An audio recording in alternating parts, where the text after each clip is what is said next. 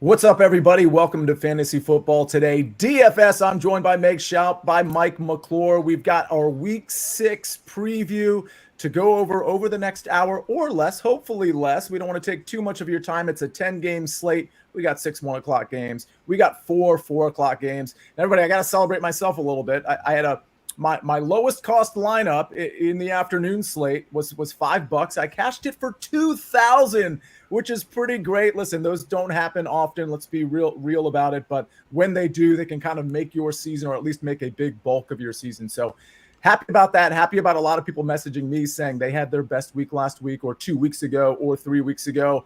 Meg, how you doing?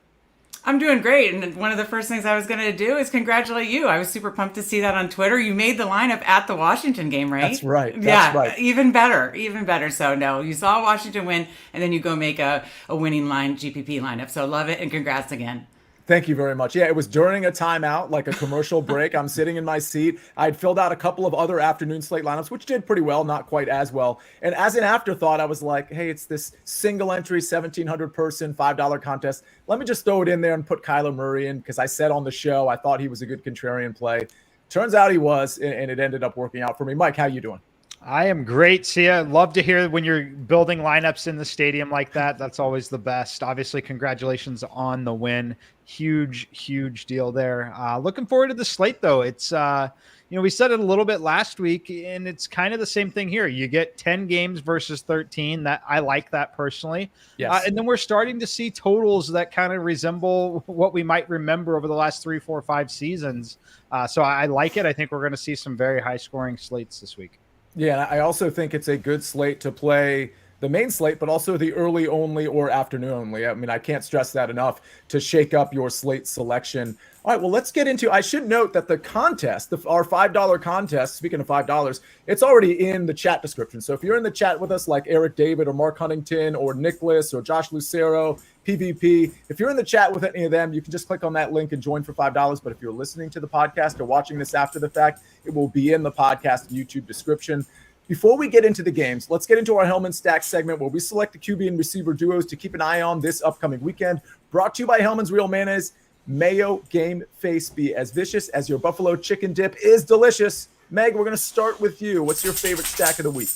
Yeah, of course I like both quarterbacks in the Battle of the Beltway, but I also really like Dak Prescott going against Detroit. That's another super high total on this slate, and we saw that in Week 17 for all the best ball nerds out there. That was a big one last year. Dak and CD went off, and I think it's going to be the same because you can't run on Detroit. So I like Dak and CD to stay, pass heavy against the Lions, and likely will need to keep up with them. So Prescott and Lamb are my stack of the week. Yeah, and we're going to get to our cheat sheets at the end of the show and Mike's top 3 at each position: QB, running back, wide receiver, and tight end. That one is real. That game is extremely intriguing to me, like it is to so many. Mike, how about you? I get the feeling that you're going to do something kind of crazy and different because you like to do that. What's your favorite stack? How about a little Spencer Rattler to Taysom Hill? It's kind of weird. You get quarterback to quarterback stack here, but Taysom Hill, a tight end, probably, we have to monitor his health and his status, but if he's active, he's going to be involved here in a variety of ways. And I like Spencer Rattler. I actually think he's going to be a guy that has a job in the NFL as a starting job going forward. I really think he's going to be mobile, and I think they're going to set him up for success here. So I like Spencer Rattler. It's largely the price point. Obviously, he's only $4K. You pair him with Taysom Hill, who's $4K, and that's essentially the same price as Lamar Jackson on this slate. And it opens up a lot of creative things with the rest of your roster. So give me Spencer Rattler to Taysom Hill as my stack of the week. Yeah, like Mike said, we got to monitor Taysom Hill's status, but I'm going to be playing some Rattler. So, I mean, listen, a flat 4K at a starting quarterback that does have the ability to run as well. Mike, correct me if I'm wrong. You don't see that. Like, you could go a full NFL season and not see that price on this type of quarterback. Yeah. It doesn't happen all that often. It's generally going to be someone coming in that's a true backup quarterback that's not mobile. This is the mobility is the thing. And as far as Taysom Hill, he may not play. It's dealing with rib injury. Did not practice yesterday. They need him for sure, but I'll be playing Rattler and stacking him regardless of whether Taysom Hill's out there or not. Yeah, we'll talk more about that game when we get to it. This has been the Hellman Stack segment brought to you by Hellman's Real Mayonnaise. Just like these QB and wide receiver duos, tailgate snacking and Hellman's Mayonnaise make the perfect combo, bringing out the rich and creamy taste of all your game day dishes. So give it a try and may your game day be delicious with Hellman's Real Mayonnaise. Shop at your local Walmart, Kroger, or grocery store and add some extra deliciousness to your game day dishes this football season. All right, let's get started on our 10-game slate. This is a coincidence, I promise. Not really. I might have put it first. I'm not really sure. Can't remember. Commanders plus 6.5 at the Ravens. It's a 51.5 point total. One of the higher totals, obviously, of the slate. Meg, this is your team. This is my team. You get to do the honors in this one. What do we like?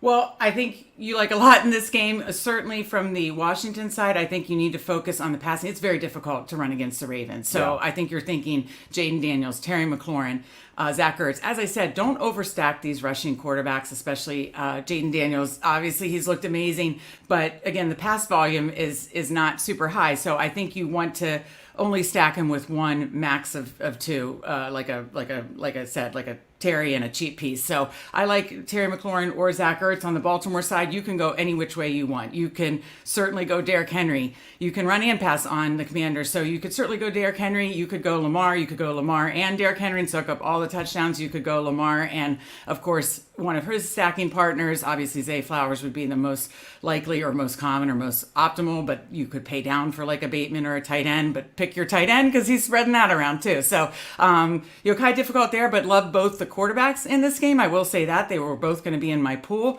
not touching really the Washington running game unless I wanted to get creative with like a cheaper Eckler or low-owned cheaper Eckler. But that's kind of how I see it. I like a lot in this game, but definitely not touching the Washington run game much. Yeah, this is interesting. And I'll say this. I didn't even mention my Hellman's stack play of the week, and it's Jaden Daniels 7,300 to Zach Ertz. And Meg, I take your point on like which receiver do we pick? Do we pay up a little bit for Terry McLaurin? It's a fine price at 6,400. But to me, I mean, Jaden Daniels spreads the ball around to everybody. Noah Brown looks like he's going to be back. Luke McCaffrey really starting to show some things in terms of getting himself open. De'Ami Brown really flashed last week. And Olamide Zaccheaus is a guy that gets some targets too. So I'm just going to go with the low-priced tight end option because I think he's going to be on the field and at least soak up a few targets. I like, and Mike, I'll transition to you. I like Jaden Daniels in this one. I don't think I need to stack him, but if I do stack him, it might just be with Zach Ertz. Are we playing any key pieces in terms of the quarterbacks in this game? I may not. Looking at everything here, it's interesting. It's kind of weird seeing a 51.5 point total and not loving it. And part of it is just the price points, right? You see how expensive Lamar is, expensive Jaden Daniels is. And there are a couple other games where I think the target volume is just so concentrated that I'm likely going to prioritize that. So I like these guys. Like Daniels and Jackson both have slate breaking upside, no doubt. I don't know that we have a good enough read on where the targets are going to go. So I personally am not getting to a lot in this game. The one guy that I have a little bit of interest in tournaments is going to be Zay Flowers. I think that his volume could be good in certain games, especially games that are high scoring going back and forth. But as far as Lamar, Derrick Henry, and Jaden Daniels, like they're all playable. I'm just not getting a lot of them on my initial runs. And a lot of that is just the fact that Spencer Rattler is 4K. It changes so many things.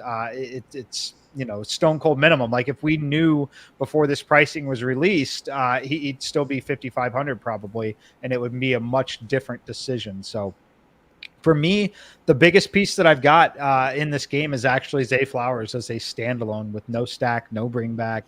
And that's kind of where I'm at right now. Let me ask you this, Mike, and then I'm going to ask this question to you, Meg, before we move on to the next game. And if you have questions about this game or a certain player, let us know in the chat. But Derrick Henry, like, listen, if you're paying down at, let's say, Spencer Rattler, and we're going to get to a lot of the running backs that are higher priced, but Derrick Henry is one of those running backs. He is in a allegedly very positive game script, and he's just one of those guys in the third and fourth quarter that can just start bowling people over. Do we pay the $8K for him? I think it's fine to look that way. I'm personally not getting a lot there. Thing I'll caution is the box score looks fine last week. He was really quite awful against Cincy.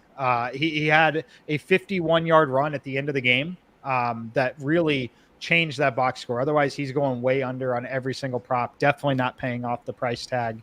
And since he's a team that you definitely can run on, just like this Washington team. So I think there are probably better options here, but would it surprise me if he rushes for 150 yards and 2 touchdowns? Obviously, absolutely not. So it's fine to keep him in your player pool there. Again, it's weird to say, but I'm actually finding myself not really on this game so far. Yeah, Meg, in or out on Derrick Henry? I'm in on Derrick Henry, but I mean, again, it not in every build but he's definitely in my player pool. I do think he would be leverage off, of course, the Lamar passing stacks. Or again, you could get creative and stack him with Lamar, and because we have seen games where they both get there. So I think you can have creativity with this game, either by just taking the passing side, Lamar and the passing side, Lamar and Henry, just Henry, and saying Henry gets it all. I think you can tell whatever story you want. I think points are going to get scored. You can tell whatever story you want. But like Mike says, price matters, and that's what's so difficult. But with all that said, I am going to have some Derrick Henry. Yeah, I mean, the Spencer Rattler thing, it's funny that we're saying that out loud. Like, I just didn't envision myself saying Spencer Rattler is going to change this slate, but it does change the dynamic of potentially taking a $7,300 or $7,800 quarterback. Mike, I do plan on playing Jaden Daniels, maybe Lamar Jackson in some maybe a couple single entry lineups. If I did that, are you okay with playing either of them naked, or are you attaching Lamar to Zay in the event that you would put a lineup through with Lamar? No, totally fine playing them them naked. I think that if you're playing Lamar or Jaden Daniels, I think you're only playing them really because of the rushing upside that they represent anyway. Just as far as, looking at the other quarterbacks on the slates, accounting for price points, accounting for matchups, I think the only reason to play Jaden or Lamar is because of the rushing upside, both in terms of yardage and touchdown equity.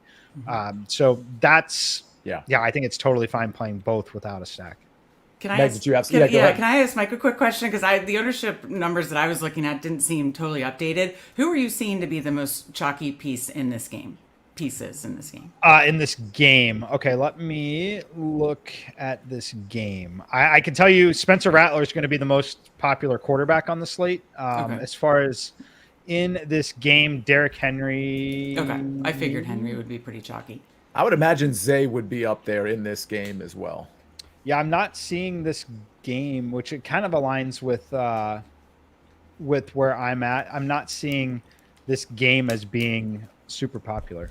Which is very interesting, right? Because you could almost be, I mean, not almost, it sounds like you'd be more contrarian than you think, actually grabbing a lot of pieces in this game. It's at least something to think about, considering all the other things that are going on with the rest of the slate. I think it's a good time to move on to a game that will probably run through a lot quicker than this Commanders-Ravens game. Texans at the Patriots.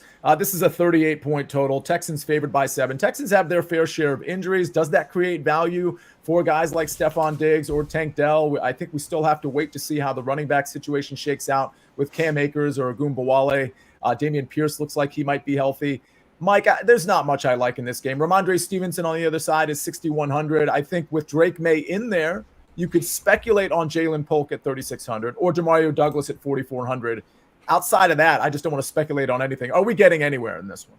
I'm not planning on it. I think you could always speculate on even the Texans side. Does Stephon Diggs just get peppered with targets with no Nico Collins maybe? I think it's fine to look that way, but yeah, I'm not getting anywhere really in this game. Yeah, Meg, I don't see it. I certainly without Nico Collins, I'm not speculating on CJ Stroud. I don't want to pay $7,400 for Stephon Diggs, even though I do think he'll soak up a lot of targets. Are we getting anywhere on this one? Well, to stick with the theme that price matters a lot, especially on this slate, I don't have interest in the Texans just because they're so expensive, to your guys' point. But I do have a little interest, and I don't know how much I'll get there, in a Drake May Jalen Polk stack, just because it's so cheap. I mean, Drake May is only $5,000, and he offers a lot of rushing upside himself. He rushed for, it looks like I have 1,585 yards in 30 college games. So he offers some, equity on the ground, potential to, run one in. He definitely can I think, add a spark to this team that is much needed. But I mean, we should temper our expectations as well with their offensive line and weapons. So with that said, it's just a price play and his rushing upside as well. And so I have a little interest in May and Polk. Okay, yeah, I think Polk is interesting. Certainly long term, he's interesting. I almost want him to be inefficient this week and have like 7 targets but only catch 3 of them for like 40 yards, because I do think just watching him at Washington, I mean, he's a really good receiver, and if he and Drake May become like just kind of the target friends, then he's a guy that is probably going to be 3,900 for the next few weeks that you could potentially play in the right matchup. All right, let's move on to the next one. Colts at the Titans. This line has kind of moved around a little bit. The Colts getting 2.5 points now in Tennessee. Honestly, I think it looks to me like Will Levis and Anthony Richardson are starting in this game, which are like the 2 second best quarterbacks for their respective teams. I would take Mason Rudolph right now, and I would take Joe Flacco right now. I mean, we'll see in about a year or so, but that's what I would do right now. Either way, not a lot of love in this game for me. Mike, I'll go to you on this one. It's a 43-point total. Actually, I take that back. I really like Tony Pollard. What say you on the Tennessee side? Yeah, Tony Pollard's close to a core play for me, actually. I do like Tony Pollard in this one. Indy's just been gashed in the run game, and it's the volume that you have to like from Pollard. I know we had one weird game against the Packers where he touched the ball 6 times in the rushing game, but the other games, 22 against Miami, 17 against the Jets, 16 against Chicago, all while having multiple targets in the passing game as well. So I do like Tony Pollard in this one. I think that they're going to continue to maybe try to set Will Levis up for a little bit more success, which is maybe asking him to do a little less. Because frankly, Tennessee, they're a team that should have a couple more wins on the board if they would have just turned around and handed the ball to Tony Pollard or thrown a 3-yard pass to him. And I think that that's something, this is another game that sets up that way as well in division, home game. I think Tony Pollard is an excellent play. Yeah, Meg, this is interesting because I don't know that it's been, and I could be wrong here. I don't know on a Thursday morning if we have officially declared Anthony Richardson starting in this game over Joe Flacco. It certainly looks like that's how it's trending, but I'm not sure we're 100% there, because this is one of those cases where if Joe Flacco's the quarterback, I'm looking squarely at Josh Downs at 5,500, knowing that it looks like Michael Pittman might be put on IR. We're really not sure yet, but it doesn't look like he's going to play. Alec Pierce, Josh Downs, 5,500, 5,400. I mean, I kind of like those guys, but for me, it's probably going to be Tony Pollard, and I'm out. I do want to note, though, Will Levis is going against this awful Colts defense. He's only 4,800. Calvin Ridley, who, is still a big play threat, is 5,700. If you wanted to get super contrarian in a bigger tournament, maybe that Will Levis, Calvin Ridley combo is the play for you. Maybe you even throw Tony Pollard in there. But again, I would only do that if Joe Flacco was on the other side, and I thought the Colts were really going to be pushing back. What say you on this game? Yeah, I like Pollard, as both you guys said, and I don't think that Flacco's starting. I don't think we have official word yet, but if Flacco was starting, let me just say, because that was so fun last week. I loved playing him, betting him, everything. It's just he raises the ceiling of those receivers. So if Flacco was starting, I would play Flacco and Downs. I definitely would have a lot more interest in Downs, but if it's Richardson, I don't see me getting too much there. On the Tennessee side, you mentioned being contrarian. In the passing game, we're still early enough in the season that you can do gross plays, especially when it's contrarian and cheap. And like you said, at 4,800 we saw what Brian Thomas Jr. and Lawrence did to this defense last week. I'm not saying that Levis is capable of that, but maybe we could get some form of that, and it would be contrarian. It's cheap. You could do Levis, and I'm not saying necessarily double stack it, but you could do Levis and Hopkins, Levis and Ridley. I know there was some coach speak this week about getting Ridley more involved coming off the bye. So I'm going to lean into that, especially on like a plain even Ridley standalone, because I just think he's a contrarian play that we've already seen go off for 2 touchdowns this season. Yeah, I don't mind that. The thing about Will Levis is I think Mason Rudolph is better for the Titans to win games, but as far as a fantasy quarterback and a DFS quarterback, I would much rather have Will Levis. So that's just an interesting contrarian spot, but keep in mind, only a 23-point implied total for Tennessee, about 20 for the Colts, which isn't horrific by any means, but there's a lot more interesting back and forth, higher scoring games on this slate. This isn't necessarily one of them, but the Browns are playing the Eagles. I believe we're looking at around a 42, 43-point total. And the Eagles implied for almost 26 points. Meg, I'm going to start with you on this one. I was at the Browns-Commanders game yesterday. Deshaun Watson, and I'm really not even just trying to pile on. I've watched it on TV. I've watched it live. He doesn't trust his reads. He's scared of the pass rush. When he does trust his reads, he's throwing inaccurately. This is the worst starting quarterback in the NFL. We literally just got done talking about the Will Levis-led Titans. I would take Will Levis 10 times out of 10 over Deshaun Watson right now. This team doesn't believe in him. I'm actually kind of shocked, in spite of his contract, that he's still the starting quarterback right now, because I'd go right to Jameis Winston. With all that said, I don't really love much in this game, but I think Saquon Barkley at 8,200 in a positive game script is certainly interesting. A.J. Brown, Devontae Smith likely back. Do you like anything in this one, Meg? Yeah, I think, first of all, you said everything perfectly about Watson. You have a right to pile on. It's terrible. I'm shocked that Winston's not in. It's wild. So obviously I want no piece of Cleveland. That is a disaster. On the Eagles side, they're just really expensive, but you could make a case for, either the receivers coming back. I do think this kind of downgrades Goddard, because he was getting a lot of usage with the one or both receivers out. So don't have interest in Goddard. You could make a case for the receivers. I do have a little interest in Barkley. It's just, we've talked about higher price point, and we'll talk about for more higher price point guys that I'm interested. So it's so many, high price guys I'm already interested in. But I would say Barkley, you could make a case for Barkley being right up there. He's got a good matchup and a positive game script, and coming off a bye. Mike, what's interesting about the Eagles this week, again, with almost a 26-point implied total, is that there's not a ton of value that I'm noticing yet. And again, it's only Thursday morning on this slate, just in general.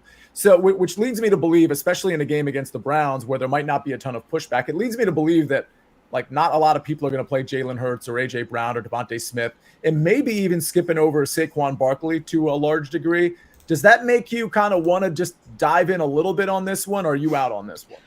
I'll be in a little bit. It is interesting. If you're playing, a lot of lineups, I'm talking 20 plus. Yeah, I think a full-on Eagles onslaught makes a ton of sense to get there. And what I mean by that, it would probably be Hurts to either Brown or Smith with Saquon, which essentially just betting on this Eagles team to score 30 plus points in this game. I think is a fine look. I'm not going to be doing it in my 5 primary teams, but if you're playing beyond 20, I think it makes a ton of sense. My favorite play here is going to be the Eagles defense until we see otherwise. They're well rested. It's a home game. They are coming off their bye week.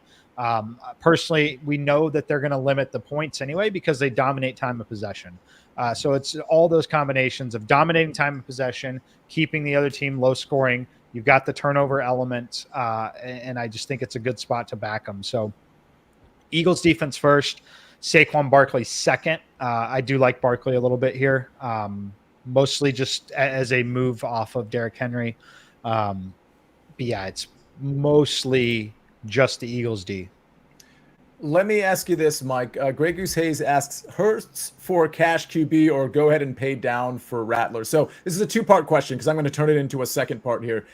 I think you're going to say, and you can correct me if I'm wrong, that Rattler would be your cash game quarterback. To the extent he's not, how would you rank Hurts among, let's say, some of the higher priced options like a Jaden Daniels and Lamar Jackson in that high flying game at the Beltway? I have Jalen and Lamar next to each other, but I've got 5 quarterbacks ahead of them that I would play in cash games. So not relevant for me personally the way I play. It's definitely Spencer Rattler would be number 1. And yeah, Lamar and Jalen both equal, but neither one in cash consideration for me. How about Jaden? Is he inside that top 5 after that? He is not okay. For me. Yep. Right behind it. Basically there's 4 guys that are fringe playable for me. It's Lamar, Jalen, CJ Stroud, and Jaden. Not gonna be playing any of them though outside of tournaments. But we're gonna lead with Rattler in cash, and we're going to lead right into a commercial break, and then we're going to tackle one of these 2 next 1 o'clock games that I think is really interesting from a DFS standpoint. Then we'll hit the 4 o'clock games, our cheat sheet, and of course Mike's top 3 at each position. Again, that's right after this. Welcome to JJ's. I'll have a... Wait, there's no way I can get a burger? No chance, but you can have the NFL on CBS streams live on Paramount+. Oh, hang on. There's a toy. We are back on Fantasy Football Today. DFS. Well, we got the next game to talk about, which I have some interest in. Arizona Cardinals at the Green Bay Packers. We are getting to the time of season and the time of potential weather where we do have to monitor what it might look like in Green Bay. And Mike, I know you're typically a weather guy. I don't know if you've looked at this one, but I'll start with you. Packers with a 26 and change implied total. Arizona Cardinals with 21 or so. I think there's a lot to like, but on the Packers side, it's tough because it does seem like everybody is relatively healthy outside of maybe Christian Watson, who might sit. Dobbs is back, Wicks, Jaden Reed, of course, healthy. Tucker Kraft in the conversation. Do we like anything in this game? I do. I like Jordan Love a lot. He's one of my favorite quarterbacks this week. And it's really the fact that I think the Cardinals are just good enough to push. I don't think they're a great team, but I think they're good enough to push. And you've got Kyler Murray who can extend plays with the legs. So I think this is a competitive back and forth game. I know Jordan Love was relatively disappointing against, I say relatively disappointing. 17 fantasy points is still an okay outing for sure. But I really expected a little more against the Rams. I like this matchup back home. I like that he's got likely more weapons out there this week, but it's really just coming down to this matchup. I think this is a good matchup for him. I know you watched this situation with Brock Purdy putting up points against this Arizona defense. I think we see a very similar result here. And I do think you're getting a decent discount. I know that there's value quarterback in Spencer Rattler, but I do think there's a nice discount here on Jordan Love relative to like Lamar or Jaden. I think that it's really just the price point for me. You can definitely do a lot with the additional savings. So I like Jordan Love quite a bit here. I think he's in line for another 3 to 4 touchdown game. And who would you, if anybody, who would you be tying him to? Would it be a double stack situation with like a Tucker Kraft and a Jaden Reed, or you go back to Dontavian Wicks? Where's the construction? What's that looking like? Yeah, so I think there are a number of options here. I like Jaden Reed quite a bit. I know the price point is extremely prohibitive on this slate at $7K. I think that eats into his ownership a ton, which is what I want to see, frankly. I want to have these situations here where basically no one wants to get there because it feels forced, right? So I'm going to play a little bit with Jaden Reed. I'm going to play a couple Jordan Love naked situations. And I also don't hate the onslaught where I would include Josh Jacobs. I think that the Packers score a lot of points in this game. Meg, I don't hate the Jordan Love naked situation because it's the portfolio is so diversified. I don't know that I want to declare on a receiver. I could also see myself attaching him to a reasonably priced Tucker Kraft at 4,800. So my question for you is, what do you like on that side? And is there anything you like on the Arizona side? And I would include Kyler Murray at 6,800. Yeah, I don't think I'm getting to Kyler Murray. I think Mike made a great point and you about Jordan Love or Jordan Love playing him naked. I actually have a lot of interest in both running backs in this game, both Josh Jacobs and James Conner. I think both can have success on the ground. And, I do like a lot of higher price running backs this week. So Conner and Jacobs are two that I'm interested in. Yeah, I mean, and we have Conner's some of his stats up thanks to Nada producing the show. Conner, Meg, to your point, he just produces, and because for some reason, because his name is James Conner, and we don't see him as the dynamic threat that a Bijan Robinson is, he's just not necessarily getting the credit. So I don't mind the James Conner play, and I got to be honest, I'm not really interested in paying $7,200 for Marvin Harrison or paying anything for any of these secondary receivers. But what about Trey McBride, Meg? Any thoughts on, because he's been so quiet with the injury, and he's finally coming back. Any thoughts on Trey McBride, or are we just looking for value somewhere else? He got a decent amount of targets this week. You could certainly go to it. I just don't see myself paying up at tight end. So it's more, again, just a price prohibitive situation where I'm likely going to pay down at tight end. Yeah, this is interesting. You mentioned it, and Nada has it up here now. The target's 9, and he caught 6 balls. I mean, Mike, I got to ask, I don't want to tie Kyler Murray to Marvin Harrison because that's just not working out, and he's very expensive. But do you hate a Kyler Murray, Trey McBride stack with maybe a Josh Jacobs or a Jaden Reed run back? I don't mind it. I'm not going to tie it there. I think it's a perfect situation, just considering the way these teams play. If you're willing to bet on McBride having a decent day, I think you could, a little stack with Jordan Love, frankly. I think that there's definitely a scenario where Jordan Love outscores Kyler, but Trey McBride still has a great day playing catch up. So I really like the Packers side of this just because how bad the Cardinals defense is. It's right there at the bottom in terms of defensive EPA per play, especially in the passing game. I really, with the weapons that he's got out there, I think that Green Bay, I love Jordan Love having 300 yards, 3 touchdowns here. I have a feeling we're going to hear Jordan Love's name again when we get to Mike's top 3 at each position. Another name we're definitely going to hear, I can't believe it, it's Spencer Rattler. Saints hosting the Tampa Bay Buccaneers. The Bucs a 3.5-point favorite now that the backup quarterback is in. And we know, let's be candid about this, the Saints also have some issues across their offensive line, but Spencer Rattler's only 4K. So, Mike, we already know you like him. Mike, I guess my question is, now that we're looking at this game and we know we have weapons on the other side, is this a Rattler naked situation? And I know if Taysom Hill is healthy, we'll have to monitor that. But, if he's not healthy, who are you tying him to, if anybody, and is there a run back?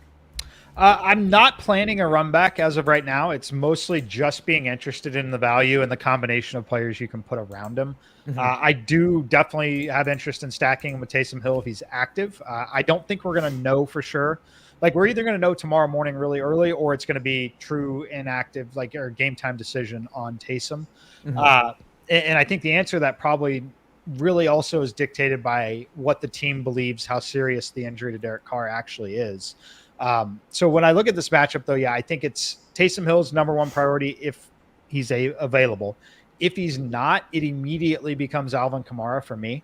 Kamara is a guy that can get dumped a ton of passes a ton of short area passes, and they're gonna run the ball. They're gonna try to run the ball still, even with Spencer Rattler in there. So I like the stack with Alvin Kamara. I know it's a little unconventional, quarterback, running back, but Alvin Kamara, if Taysom Hill's not available, it's just going to be heavy volume here. And then Shaheed would be the next guy that I would have some interest in. Yeah, Shaheed's still priced very, I don't want to say efficiently, maybe not efficiently because it's only 5,600. But I kind of get it. You're tied to Spencer Rattler at this point, but. Anyway, I like both of those. I think Rattler to Kamara is very interesting. Rattler to Shaheed and Rattler naked are very interesting. Meg, are you on the Rattler train with I'm convinced, and I was convinced even before I came into the show that he was going to be in a lot of my lineups. Is he going to be in a lot of yours? Yeah, I definitely think when you have we don't get this 4K quarterback very often. So when you get it, I think you want to have some exposure to it and then be able to jam these other guys in. And, if the studs go off, that's probably going to be pretty optimal. So I definitely want exposure to Rattler. I'd likely do it naked or with maybe a Juwan Johnson just to, again, make it cheap in this game and then load up in other places that I really like Atlanta and Dallas and Washington and Baltimore. So that's how I see playing it, but I do have some interest in Rattler. Meg, any interest on the other side here? Again, this is only a 41.5-point total. Bucks the favorite. Mike Evans, 7,300. Chris Godwin, 6,900. This feels like a no Buccaneers type of situation. I think we got it. Rachaad White, I think he's healthy. Bucky Irving obviously plays and had that bad fumble, but probably the better running back here. Any interest on that side of the ball? Not much. We have the Mike Evans, Lattimore history. But you could go to Godwin there. I'd say that's an option. I definitely think Godwin could be a play here. It's just, again, price considered. I don't know how much I'd get there, but I do see that he could be the one that goes off from the Tampa side. Yeah, Eric David in the chat pointing out that Rachaad White is questionable. I haven't seen the practice report on him, so I don't know if he's on the right side or wrong side of questionable. Mike, if Rachaad White is out, are we playing Bucky Irving at 5,400? Absolutely. Definitely. Yeah, definitely. I think it, yes, definitely. Meg, you're on board with that as well, definitely. I presume. Yeah. All right. Thank you for that. Did not practice Wednesday, says Eric David. All right, so we'll have to check in on Thursday to see how Rachaad White is doing. Listen, if he's we already know Bucky Irving is the better pure runner. I think at this point that's already kind of been concluded. So, if Rachaad White is limited at all, I think Bucky Irving is a very interesting play. All right, let's go to the 4:00 games. Pittsburgh at the Raiders. Not a high interest game in this one. It is worth pointing out. We've got another 4K and change quarterback. We talked about Rattler. We talked about Will Levis at 4,800. Aiden O'Connell at 4,900. I'm not expecting big things for him against the Steelers defense. I don't even like, there's nobody. I mean, Brock Powers is 6K. Trey Tucker, if you want to take a long bomb on him, he's 4,200. I don't like, this is one of those games. Meg, I'll start with you. Like, I can't think of anybody. Najee Harris at 5,800. I'm not doing that. I'm not doing Justin Fields at 5,800, although I guess I kind of get that argument. Pickens is 5,900. I'm out on this one. How about you? I'm out on this one too. We have too many other cheap quarterbacks, Rattler being the cheapest. And then I mentioned May and Levis that I would pay for Aiden O'Connell. And you covered it so well. No interest in the rest of this game. Yeah, Mike, I want to fly by this one, but am I missing something? Is there anything we need to be focused on? Just every other game. Yeah. I'm not focused on this one. Exactly. I mean, the implied totals kind of say it all, right? We've got not even a 20-point implied total for the Steelers. Not even a 17-point implied total for the Las Vegas Raiders. This is a skip. Steelers defense, would they be in play for you, Meg? Because it is Aiden O'Connell. I mean, it makes sense, right? Yes, absolutely. Okay. All right, let's move on to the Chargers -2.5 at the Broncos. This is sort of like the other, like, more tempered game from a scoring perspective. And then the next two are Lions, Cowboys, Falcons, Panthers, where there will be some fantasy action. But Chargers -2.5 at the Broncos, 35.5-point total. Mike, I mean, I'm not playing Bo Nix. I'm not going to get to Javonte Williams, although he's only 5,500. So I understand the value there. Not getting to the receivers. J.K. Dobbins is 6,200 for the Chargers. McConkey, 4,900. Quentin Johnston, 4,700. I am out on this one. How about you? Completely out on this one as well. Sia, there's, if you want to play the defenses, I think it's totally fine. Yep. But this is a situation where, again, I know you're going to be tired of hearing Spencer Rattler's name, but having Spencer Rattler at that price point, it definitely changes the way you're building lineups this week, and it really squeezes out some of the plays that you would maybe make a little more viable in this game. Again, only talking large field tournaments, but now I just essentially have no interest here. So yeah, pass. Meg, is this a cosign situation? Major cosign, yeah. All right. Well, let's move on. I like when we can kind of just fly past some of these easy games because there's nothing to talk about in that one. This one's different though. This one's at 4:25. The first two 4 o'clock games are at 4:05. The second two at 4:25. That is important a little bit if you want to consider late swap and things of that nature. You got a 20-minute gap there before you get to Lions, Cowboys. This one is a 52-point total. The Lions favored by 3. I personally like the Lions to roll in this one. I do know there's some sharp people that like the Cowboys +3. I've already put in the Lions at -3 on Sportsline. That was my first bet on Monday morning. Either way, Mike, I'll start with you here. Actually, no, Meg, I'm going to start with you because your favorite stack was Dak Prescott to CeeDee Lamb. So I already know you like that. Tell me what other Cowboys you like and who you would like to run it back with, if anybody. Sure. Anybody on the passing game. Now, Deuce Vaughn kind of broke out a little bit on Sunday night, but he's not going to here against this Detroit Lions defense. You don't run on Detroit. So I just love the Dallas passing game. You can do any sort of stack you want. Obviously, Dak Lamb, the primary one, but you could add Tolbert, you could add Ferguson. So I like all the entire passing game from the Dallas side. On the Detroit side, we know they like to be run heavy, especially when they're playing with a lead. So pick your Detroit running back, whether you want to go to Montgomery or Gibbs. Both are very viable. Both, I mean, we see a lot of games where they both get a touchdown. Yeah. They basically split the work. So I love both running backs. We saw, I mean, what was it, the last time we saw Detroit play before the bye, Jared Goff was perfect, but he only threw 17 or 18 times. So, they can be very, very run heavy when they can dominate a game. And I think they can here, which is why I also like Dak playing from a negative game script and then playing the running game from Detroit. Yeah, that's interesting. I don't think I'm going to get to the Dak stacks, Mike, because of some of the other quarterbacks we talked about, but I really like that argument. I really like putting CeeDee Lamb in lineups, and I really like what Meg said about you could play either of these running backs and just kind of hope you get the right one. I love the idea of bludgeoning the Cowboys like good teams do between the tackles with the running game, especially knowing that this Cowboys defense always plays soft against teams like this that can just run it down their throat. And oh, by the way, have some injuries. I don't know that Micah Parsons is gonna play. Lawrence is out for this game. Deron Bland's still out in the back end. This feels like a David Montgomery game to me. What do you like in this one?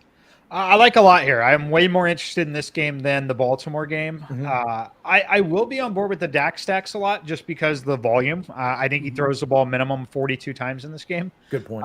When I look at this particular matchup and look at the box score, right, it's just one where you have to really separate real life winning football games from DFS because they're drastically different things, right? Mm-hmm. When you look at this Dak performance that we just saw against Pittsburgh, he turned the football over 3 times. The team scored 20 points, and he still had 22 fantasy points in that game. And that is just a product of the volume, right? They're going to move the football, and I think they're going to be able to move the football on Detroit, and I think Detroit tightens up a bit in the red zone. But the one thing I'm pretty confident in is Dallas not being able to stop Detroit. So you're talking about a neutral or trailing game script the entire way, in a team that has no ability to run the football. And frankly, they're probably going to have no desire to even try to run the football against Detroit. So I think the ball is going to be in his hands far too much to just say, I can't play Dak, right? So I like him here.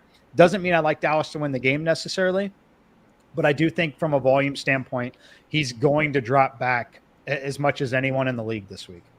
All right, so Meg, you and Mike have me a little convinced on this Dak Prescott stack. So good job by you two. But let me ask you this: let's rank some players because this is price included. Like I want you to factor in everything here. So we already know you like Dak, Meg, and CeeDee Lamb. Between Jalen Tolbert at 5K and Jake Ferguson at 5K, who do you like most? Probably Tolbert, just because I'd like to pay down at tight end, but I definitely don't mind. Ferguson would probably be the one tight end that I would pay like up to 5K for. And if you had to, again, price considered, Amon-Ra St. Brown at 8,100. And this, when I say price considered, I'm talking about likelihood that you're going to incorporate, maybe likelihood that you would incorporate them in your lineup. Amon-Ra St. Brown at 8,100, Jameson Williams at 5,800, Sam Laporta at 5,500. Oh, that's tough. I think Amon-Ra's the guy to go to for the target volume in this, but that's a hefty price to pay. So can I say D, other, and one of the running backs? Yeah, well, so I knew. Well, that's the thing is I kind of knew you liked the running back, so I was trying to put you in a spot. So yeah, Amon-Ra, but I don't know. I'm getting up there when I'm so heavy on Lamb and some other higher priced guys. So Amon-Ra, if you're making me answer on the receiving game, just because I think he's gonna have the most volume and matchup that you probably want to target from the Detroit passing game. Mike, I'm going to ask you the same question. I kind of like Jameson Williams' price at 5,800, and it doesn't look like he's getting a lot of ownership. But your thoughts on Jameson versus Amon-Ra and Sam Laporta? Yeah, I think that Jameson will be interesting. On a normal week, I think he'd probably get played a little more. I think Amon-Ra is going to get played a lot more now because of Spencer Rattler. Yeah. I'm going to play both. I'm going to play let's rephrase it. I'm going to play CeeDee Lamb and Amon-Ra St. Brown together in the majority of my teams. I do like Jameson still. I think that you're still betting on extremely low target volume. So I think he's better suited in an anytime touchdown market. I think he's better suited in a longest reception over kind of market. So I'm not overly anxious to jam Jameson Williams in DFS, but that's mostly, again, a product of the builds that I'm making where I'm going to be jamming in Amon-Ra St. Brown, CeeDee Lamb in a lot of lineups together. And Mike, are you also going to fit Jalen Tolbert in some of these lineups? So I'm off Tolbert a little bit, actually. I like Lamb and Ferguson. I think Ferguson's going to be the guy that Dak trusts when he has to get the ball out quickly. So I like Ferguson, and my usage on Ferguson, again, this is turned into the Spencer Rattler Taysom Hill show.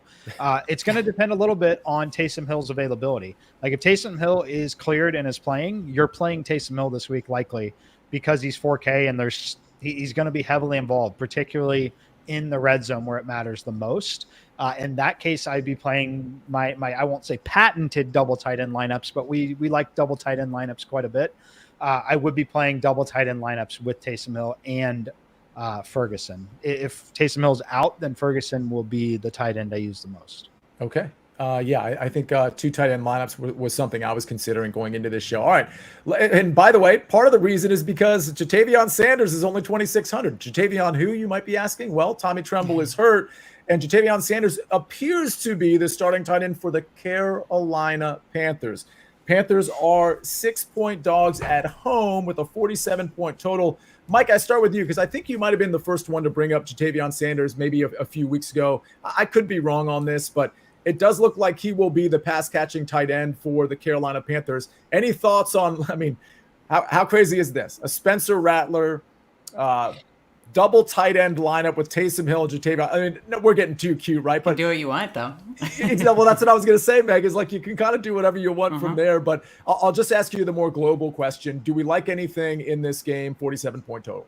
Yeah, I like a lot in this game. I think that Sanders is definitely in play there. I think Deontay Johnson is in play as well. I obviously have to continue to monitor. He was a limited participant with the ankle. Disappointing game for him against Chicago. But as we've been saying, Chicago's a top 3 defense in the NFL. They just are, and that's why the team's able to be competitive. This is a different story here against Atlanta. So I like Deontay Johnson again. I like the passing game in general because I think they're going to be in trailing game script. So I do like that side, and I have a lot of interest on the Falcons side as well. So, Meg, we'll start with you on the Falcons. Bijan Robinson, this is kind of one of those broken record situations where people are like, are we doing this again? And you know, I haven't been the biggest Bijan guy. I haven't really played him much this year or last year for that matter. But this is one of those situations where, well, you're playing Carolina. I mean, this would be the spot where even if Bijan gets his carries cut into by Tyler Algier, he could have 10 carries potentially only, or 11, and have a couple of house calls. So your thoughts on Bijan Robinson or anybody on this Atlanta side? I'll point out that Drake London coming off a great game is 6,700, but Darnell Mooney also coming off a great games, plural, is only 5,300. Ray McLeod only 4,300. Pitts finally had a good game. I'm not playing him, but he's 4,400. What do you like? Yeah, as we saw last week with Chicago, the run and pass game can get here. So I think you just have to have an interest in a lot of Falcons. So when you ask me about Falcons, yes, no, I should say no to Pitts. I agree with you on that. Yes, to have a lot of interest in Bijan Robinson. That's why I talked about I liked a lot of higher price running backs or guys above 6K like Bijan Robinson. This has got to be a breakout game for him. I know we keep saying it, but it just has to be. Yeah. And then I think you can, of course, go to any part that you want outside of Pitts in that the Falcons passing game. Kirk with London or Mooney, or if you want to go cheap with Ray McLeod, like it's all there. It's all set up for them to succeed this week. I have interest in all those Falcons. Okay, Mike, let's talk about the Falcons that you like and how you're like. So obviously we're not stacking this game. So talk about the Falcons you like and maybe your favorite pieces on each side. Yeah, so the Falcons that I like are going to be Bijan Robinson and Ray McLeod. Ray's a guy that, you know, a lot of sharp people speculated betting a lot of his unders early in the season, as well as Shaheed over on the Saints, right? These two are very similar in that we've been so used to them having a little bit of upside, but very low target volume, like 2 to 3 a game would be normal. That's just simply not the case now in this offense, same as Shaheed in New Orleans. So they're not priced appropriately. Ray should be 5K. Considering his role that he's had and just how often this team throws. So I like Ray McLeod. I like the salary savings. I like it as a way to get a piece of Kirk Cousins in this offense. I like Bijan Robinson a lot. You know, you talk about potential big blow up spots. This is definitely it. And you're catching a break. And I say that because he's now just the 9th most expensive running back on the slate, which is pretty significant when you consider the matchup and everything here. So I do like Bijan Robinson a lot. I'll be playing him a lot. And I'll be playing Ray McLeod. I will take a step back on some of the other pass catchers, but mostly just price point. And I think the game could get away from them in the sense that they could have a multi-score lead where it would be time to really pound the rock with Bijan Robinson. Mike, are you getting to Chuba Hubbard at 6,300? In the player pool, but it really depends on that Tampa Bay situation for me. I like Tony Pollard. I like Bijan Robinson. I've got Chuba Hubbard in there. But if we get Bucky Irving, I know he's not a massive discount from White, but that backfield is truly a 50-50 split, essentially. If it becomes Bucky Irving's backfield, Bucky Irving should be 7. He should be 7K. I totally agree. So it's going to be an auto play situation there, which would almost definitely force me off of Chuba Hubbard. And Meg, is that the same answer for you? Like, Chuba Hubbard's not a guy that like I have a ton of interest in, but I do still think he has value at 6,300. Are you a yes or no on Chuba? Yes, in the player pool, similar to Mike, but I like so many other guys, 6K and above. Makes sense. All right. Well, we got to get to our cheat sheets. We got to get to our top 3 at each position. And of course, maybe a note on Showdown tonight, San Francisco and Seattle. We'll do it right after this message from our partners. If you love football, this is the best time of the year. This is as big as it gets. The stuff of absolute dreams. We're back on Fantasy Football today. DFS. Meg, let's just get right into the cheat sheet. We already know because of the Hellman stack segment that Dak Prescott to CeeDee Lamb is your favorite stack. We talked a lot about that game. There's obviously a lot of pieces that we like in that game. Jalen Tolbert, Jake Ferguson on the other side. Meg, you and I certainly are interested in David Montgomery and maybe Jahmyr Gibbs, but also the pass catchers in that game. I like Jamison Williams, Amon-Ra St. Brown, I think everybody likes here. So let's skip past your stack because we know it's Dak to CD. Let's go chalk buy, chalk fade, contrarian, and value play. Okay. Again, I don't know if I had the best updated ownership, but I saw Josh Jacobs coming in somewhat fairly owned, but I like him in this game a lot. So I'm going to say chalk buy is Josh Jacobs. To that point in that same game, I saw Tucker Kraft also coming in high owned, and I'd either rather pay down at tight end or go to a guy like I love so much in my stack, like a Jake Ferguson. So a fade for me would, as well as he's doing right now, is Tucker Kraft. Contrarian play, I mentioned him when we talked about the game. It's a little gross because he's attached to Will Levis, but Calvin Ridley, there's some good coach speak about getting involved. I just think he's going to fly way under the radar, cheap and low owned in a potential breakout spot against a very weak pass defense. And then value, Jalen Polk. I don't mind if you want to stack it with Drake May, but you could also play him at 3,600 for more savings. So if you want to do a rattler, Jalen Polk, cheap tight end, you can do just about anything you want.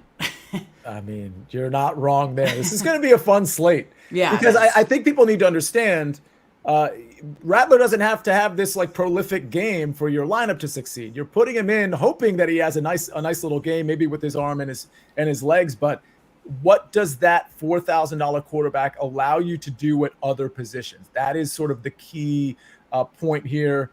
All right, we'll get to my cheat sheet. I like Jaden Daniels to Zach Ertz. And for the record, I like Jaden Daniels for the same reasons that Mike likes Jordan Love, except for the fact that I think Jaden could pick up, and they're similarly priced. Jaden Daniels could pick up some more yards with his legs. But what I love about Jaden the most is what he does outside of the pocket. This is one of those classic cases of a quarterback when he receives pressure, he is finding himself with his eyes on the field, on his receivers, and getting out of the pocket. Those are where a lot of the big plays happen. And that's why I don't want to attach him to a Terry McLaurin or any other actual wide receiver, because I think everybody is in play once he breaks the pocket, including himself with his legs. But De'Ami Brown's in play. Zacchaeus is in play. Luke McCaffrey, Austin Eckler, Zach Ertz, you name it, McLaurin, they're all in play there. So give me Jaden Daniels to the cheaper option, Zach Ertz, although I do think you can play him naked. Chalk by Tony Pollard for all the reasons we talked about. My chalk fade, it looked like Drake London was getting a lot of ownership. No thanks. Contrarian, Jamison Williams at 5,800. I just think he's a big play threat in a high-scoring game, and it wouldn't surprise me at all if he had a couple of big plays in that game. I'll just note I also really like David Montgomery in that game, and I like Detroit to cover the -3. My value play is Jalen Tolbert.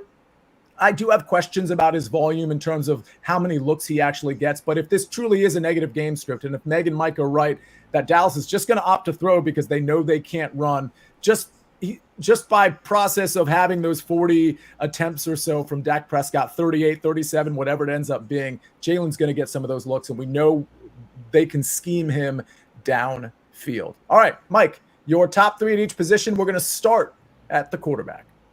Have we talked about Spencer Rattler yet? I don't think so. Tell us about Spencer Rattler. Okay, so Spencer Rattler is going to start at quarterback, and he is $4,000. The end of the conversation. Spencer Rattler, number 1 for me. We'll be playing him a lot just because, again, it's not about Spencer Rattler's performance versus a guy like Lamar or Jaden. It's about the collective lineup that it allows you to build. So Rattler's number 1 for me. Number 2, Jordan Love. I really like this matchup for him. I think he's got a ton of upside because I think that Arizona is just good enough to keep this situation going for Jordan Love. I think he's going to have 300 plus yards passing, multiple touchdowns. So give me Jordan Love here. And then finally, Dak Prescott. And again, it's not that I love the Cowboys in this spot. It's literally a volume play. It's where you have to, just like the Rattler situation, you have to separate real life from DFS because this is not about winning real life football games. It's about scoring fantasy points. And sometimes losing is what's required for you to score fantasy points. And that's what I think is the situation here for Dak. I think he throws the ball 40 plus times in this game. So Spencer Rattler, Jordan Love, Dak Prescott.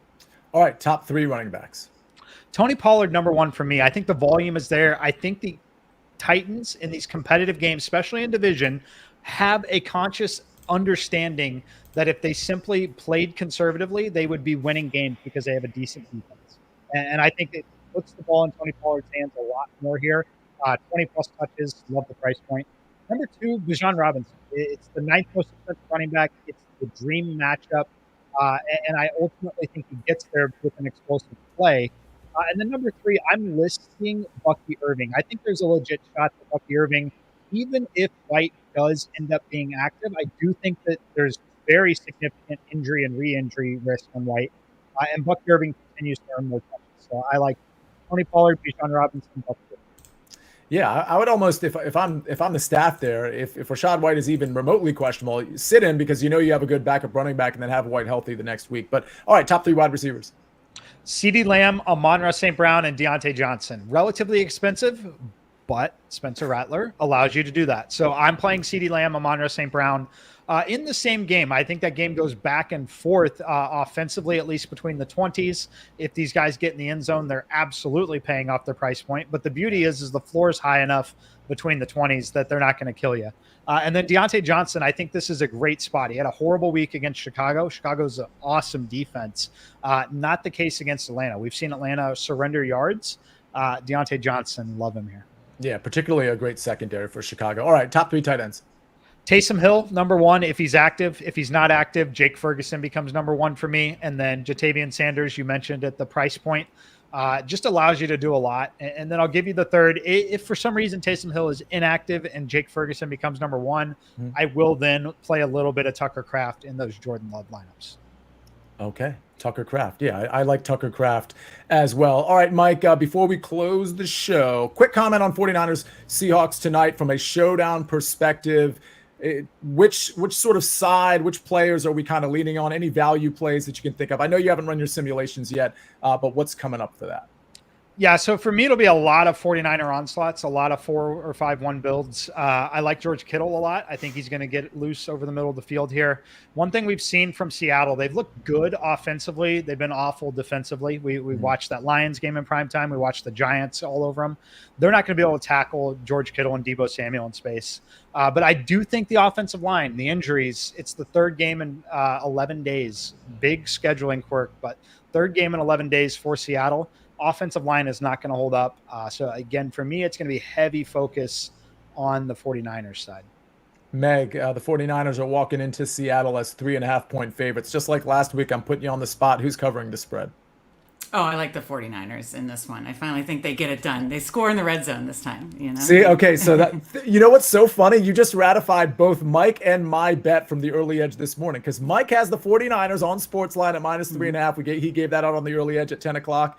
And then I gave out Brock Purdy over 1.5 touchdown passes because, Meg, I agree, regression is coming. Yes. I mean, it's almost like a fluke that he's only hit this in 1 of 5 games so far. And this is the time for him to do it against a Seattle defense that has not been good, but also has injuries in the secondary. And now Brock Purdy has all of his outlets, all of his skill position players healthy outside of course, Christian McCaffrey. That's a great way to close the show. Go Niners, everybody. Ladies and gentlemen, thanks for joining us. Don't forget to join our contest, our $5 contest. It's in the chat description, but of course it's in the YouTube and the podcast description.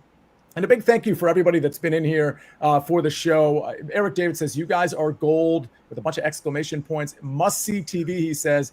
If you wouldn't mind, Eric and everybody else, go ahead and rate this podcast on Apple and or Spotify. It's really quick. You just hit 5 stars. Maybe you say a few words if you have an extra 7 or 8 seconds. But either way, we would really appreciate all the like button hits and all the reviews are much appreciated by myself, Meg Shoup, and Mike McClure.